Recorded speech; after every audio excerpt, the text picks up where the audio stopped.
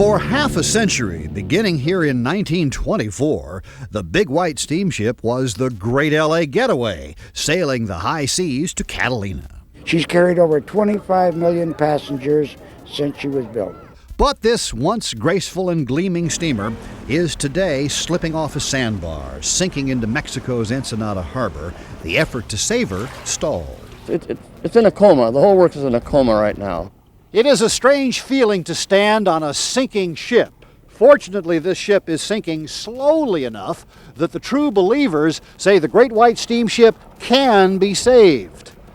But it's almost too late. Some people might say, its time's up, it's just scrap metal, junk the thing. You have 25 million memories in this ship. It's not scrap metal, it's more than metal. This ship has memories in it, mine included. Among Dave Engholm's memories, he was married on board the Catalina, his kids now touring the sinking ship with him, the ocean now seeping up to Catalina's third deck. This old film showing how high this 310-footer used to ride, now 2 decks already submerged. Ironically, the Catalina is sinking only a few miles down the Mexican coast from where James Cameron sank his Titanic in his Rosarita Beach recreation of the most famous of all the great ships lost at sea. And of course, it is impossible to avoid making these obvious Titanic connections.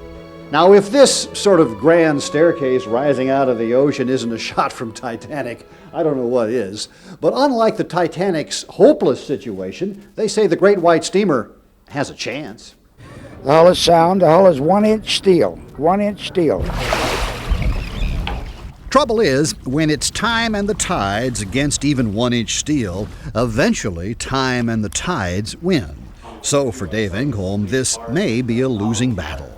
When you see this ship now, on her side as if she's about to go down, what's it make you think? Oh, I'm very sad about it, and I want to get out here and get it floated as soon as possible, and that's what I'm working towards, and I'm going to do everything that I can to see that that happens. Many others joined Dave in his quest to save the Big White Steamship. Janella Weaver sailed these decks many times as a child. And what's this ship mean? Beauty, heritage, being proud. It just means a lot. We have a lot of emotion stirred up right now. Many people are interested, but it all has to do with money. Have you got a dollar figure, what it will take?